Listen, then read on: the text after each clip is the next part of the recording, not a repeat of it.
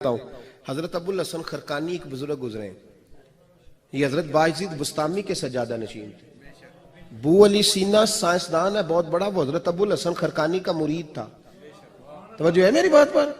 سائنسدان بیعت تھا۔ اور محمود غزنوی والی ہندوستان، وہ بھی حضرت سیدنا ابو الحسن خرقانی کی بیعت تھا۔ اتنے بڑے آدمی تھے، اپنا جبہ دیا محمود غزنوی کو، جب مشکل آئی تو دعا مانگنا آگے رکھ کے، اللہ فتح دے دے گا۔ تو محمود کہتے ہیں جب سومناتھ کے مندر نہیں فتح ہو رہے تھے تو میں نے بابے کا جبہ سامنے رکھ کے دعا کی تو اللہ نے مجھے فتح دے دی۔ کہتے ہیں بابا جی رات خواب میں ملے تو کہنے لگے تو نے کیا قیمت ڈالی میرے جبے کی؟ ایک فتح۔ کہا حضور کیا مطلب؟ فرمانے لگے تو میرا جبہ سامنے رکھ کے دعا کرتا کہ یا اللہ ہندوستان کے سارے کافر مسلمان ہو جائیں تو اللہ نے توفیق ایمان دے دینی تھی۔ یہ تو نے کیا دعا مانگی ہے؟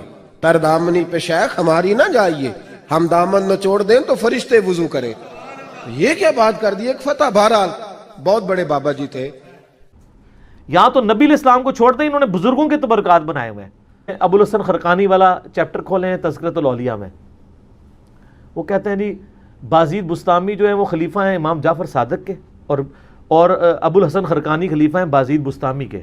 اور کہتے ہیں محمود غزنوی نے جب یہاں پہ حملہ کیا تو وہ اس کے حملے ناکام ہوتے تھے، تو ابو الحسن خرقانی کا کرتا اس کے پاس موجود تھا۔ ایک دن اس نے کرتا پکڑ کے اس کرتے کے وسیلے سے دعا کی تو محمود غزنوی کو فتح ہو گئی۔ سبحان اللہ۔ اچھا، وہ کہتے ہیں فتح ہو گئی تو رات کو ابو الحسن خرقانی خواب میں آئے، انہوں نے کہا تو نے میرے کرتے کی اتنی کم قیمت لگائی ہے؟ ذرا گال سننی کہانی، نقشبند سلسلے کے بابا جی ہیں ابو الحسن خرقانی، بازید کے خلیفہ۔ تو ان کا حضرت کیسے؟ ان کا تو اگر یہ کرتا پکڑ کے یہ کہتا نا کہ قیامت تک اس سرزمین پہ کوئی کافر نہ بچے، سارے مسلمان ہو جائیں، تو اس کرتے کی برکت سے سارے مسلمان ہو جاتے ہیں۔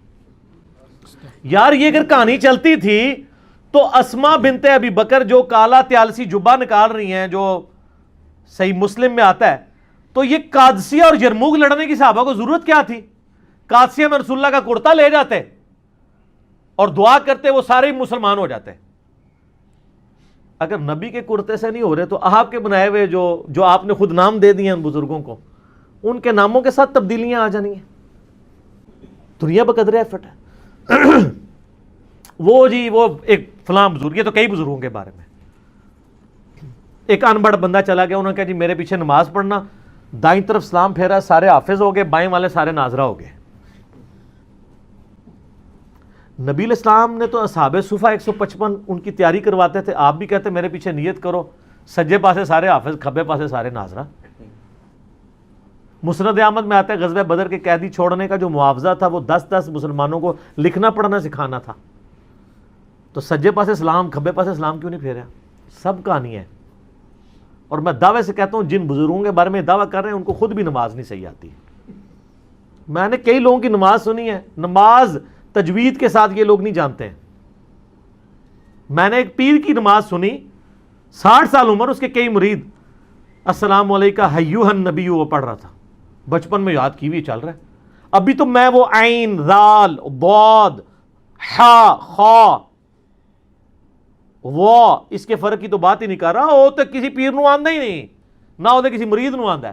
میرے پاس کئی لوگ ہیں ہمارے حضرت صاحب کے بیعت ہوں، میں نے کہا آپ کے حضرت صاحب مجھے نماز تجوید سے سکھا دینا، نماز تجوید سے سنا دیں جو خود پڑھتے ہیں، اور صبح شام کے نبی الاسلام کے اذکار اور فرض نماز کے بعد کے اذکار زبانی نہیں، دیکھ کے پڑھ کے بتا دیں، اٹکنا نہیں ہے۔ ترجمہ تو میں نے نہیں سننا، ترجمہ تو بالکل ہی نہیں آتا ہوگا، ویسے تو ترجمہ بھی سننا چاہیے کیونکہ ان کا تو دعویٰ ہے کہ ہم رسول اللہ تک پہنچے ہوئے ہیں، تو ان کو پتا ہوگا یہ کیا دعائیں مانگ رہے ہیں۔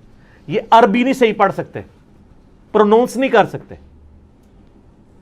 میں ترجمے والی بات ہی نہیں کرتا، ترجمے والا مسئلہ کوئی اتنا بڑا نہیں ہے، اتنی عربی ایک مسلمان کو سیکھنی چاہیے پرونونس صحیح کر سکے۔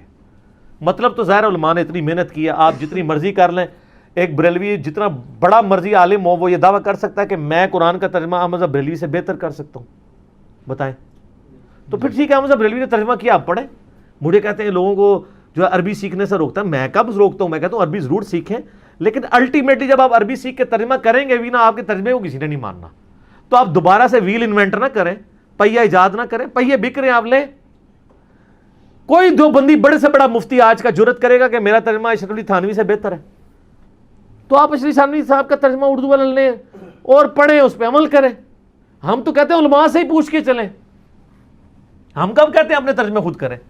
یہی پلیٹ فارم ہے جو واحد پلیٹ فارم ہے جو کہتا ہے بریلوی ہو تو حمزہ بریلوی کا ترجمہ پڑھ لو، دیوبندی ہو تو چلو اپنے اشرف علی تھانوی کا پڑھ لو، اہل حدیث ہو تو جناح گھڑی کا پڑھ لو، شیعہ ہو تو سید فرمان علی شاہ صاحب کا پڑھ لو، اور اگر سادہ سے مسلمان ہو مودودی صاحب کا پڑھ لو، فتح محمد جلندری کا پڑھ لو، اور پڑھو صحیح.